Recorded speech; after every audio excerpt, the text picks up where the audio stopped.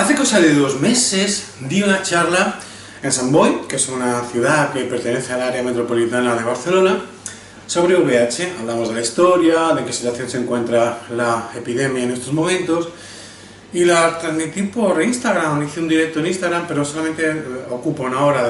Instagram no permite directos de más de una hora, y lamentablemente además no pude grabarla, no pude guardarla, con lo cual se perdió. Y muchos me pedíais, por favor, que la repitiera, que hablara otra vez de ese tema, que a vosotros os había interesado un montón y que os parecía un tema que, bueno, primero que había estado muy bien tratado, perdón, muchas gracias, y por otra parte un tema imprescindible para conocer. Así que voy a hacer una cosa, voy a dedicarme a grabar aquello que dije en la charla, y voy a hacer pequeñas capsulitas de, no sé, a lo mejor 10, 12 minutos cada una, de forma que me queden como 3 o 4 capsulitas, y las voy a ir colocando en diferentes semanas, no todas a continuación, porque si no va a ser como muy monotemático el mes, pero sí van a ir apareciendo esos vídeos, ¿de acuerdo? Pues esta camiseta, que yo sé que para muchos de vosotros es una camiseta muy relevante, en solidaridad con aquellas personas que convivís con el VIH. Además lo hago porque sé perfectamente que el VIH es algo que le puede afectar a cualquier persona del mundo, aunque hay colectivos mucho más vulnerables, y de eso hablaré en los vídeos, y que esto es una historia de todos, no solamente de los que son positivos, sino también de cualquier persona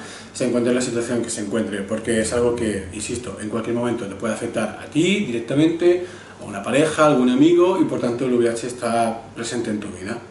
No me enrollo y voy a empezar con la primera parte, que es historia de la epidemia.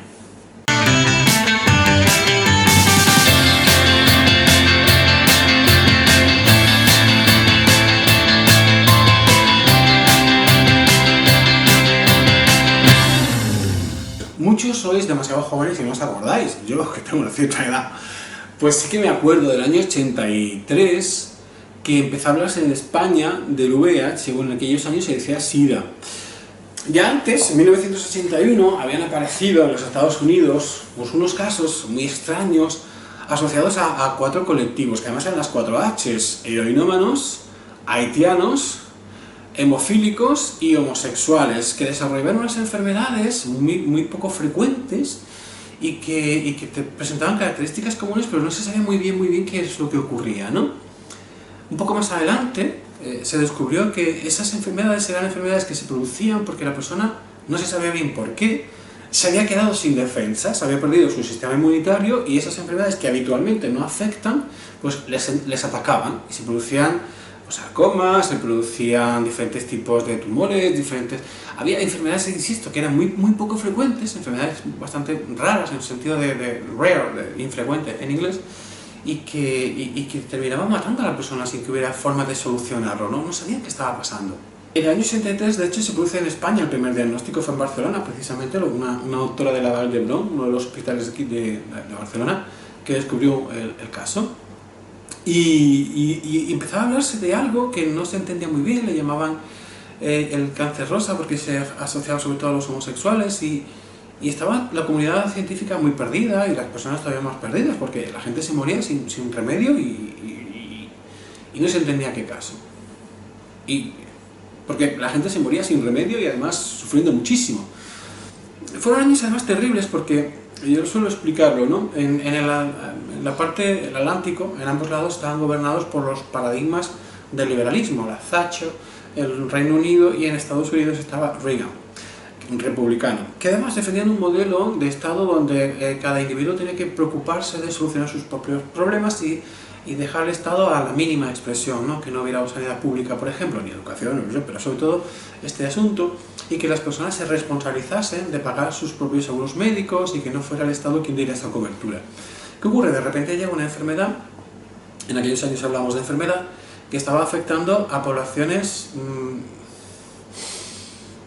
Los hemofílicos no, los haitianos tampoco. Los haitianos no tengo ni idea por qué se producen las infecciones. En aquellos años, juro, lo podéis buscar por internet, que es curiosísimo, se daba. Pero, como decía, ¿no? Hay una serie de colectivos, no tanto los hemofílicos, pero sí los heroinómanos y los homosexuales, que en aquellos años se consideraba que tenían vidas desviadas. Pensar que Stonewall fue en el 69, la comunidad había comenzado a luchar por su liberación apenas una década antes. Todavía existía muchísima homofobia, y cada vez que alguien hablaba de algo que ocurría en la comunidad homosexual, era fácil un discurso moralizante y victimizador, un discurso que decía les pasa lo que les pasa porque es su culpa, porque se lo están buscando, lo escuchabas continuamente, ¿no? La cuestión es que, insisto, en aquellos años empiezan a aparecer unas enfermedades rarísimas de las que no se sabe qué ocurre, pero que los gobiernos de los países más protagonistas, si lo queremos decir así, estaban en un modelo político que abogaba por cero intervención, cero investigación, cero inversión, y que la gente se buscara la vida. Y si encima era pues, un heroinómano o era un homosexual el que se encontraba con un problema de salud, pues que se joda. Y era así, lo decían así literalmente, ¿no? Hubo un movimiento muy fuerte, ahí el activismo fue súper potente, hicieron cosas espectaculares, ¿no? De arrojar cenizas de los muertos, por ejemplo, en las escaleras de los ayuntamientos, y se hicieron cosas realmente muy potentes, APTAP y un montón de organizaciones de ese estilo, porque era imprescindible provocar una respuesta, ¿no? Estaban pasando olímpicamente de los homosexuales y de los heroinómanos, la gente que se estaba muriendo, y nadie hacía absolutamente nada. Cuando surgen casos como el de Freddie Mercury, o como surge, por ejemplo, el de Rock Hudson, claro, ya la opinión pública empieza a ponerle nombre a esta enfermedad, se habla de SIDA, ya se empieza a conocer qué es lo que está ocurriendo, que es un virus que va matando los CD4, las defensas de la persona, y que al dejar las indefensas pues le atacan las enfermedades que antes no le hubieran atacado nunca, ¿no? Yo recuerdo, yo una temporada estuve haciendo la prueba del VIH, y hacía la prueba del VIH en una ONG, un tiempo largo, y un chico que era veterinario me decía que se hacía mucho la prueba, bueno, mucho, se la hacía cuando le tocaba, y que decía, es que si yo pillo el VIH y no me entero, imagínate, ¿no? Yo me quedo sin defensas y pillo la enfermedad del papagayo, la enfermedad de la tortuga, la enfermedad del camaleón, dice, todos los bichos que me traen allí me atacarían las defensas. No sé si sería cierto o no que podría suceder esto, porque me imagino que entre diferentes especies igual las bacterias y los virus no atacan, yo creo que no sería así. Pero bromeaba, ¿no? El tema de decir que seré vulnerable a cosas que seguramente nunca me habrían afectado. O igual tenía razón, no tengo ni idea. La cuestión es esa, ¿no?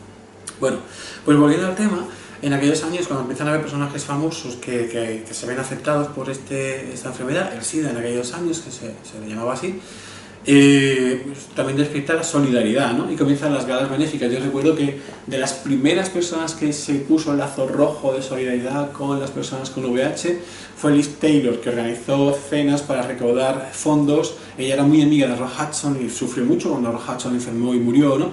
Pero empezaron a hacerse lo que hacen allí en Estados Unidos, ¿no? Ese tipo de cenas, ese tipo de eventos benéficos con la intención de empezar a recaudar dinero y entender qué es lo que está ocurriendo, y surge la investigación.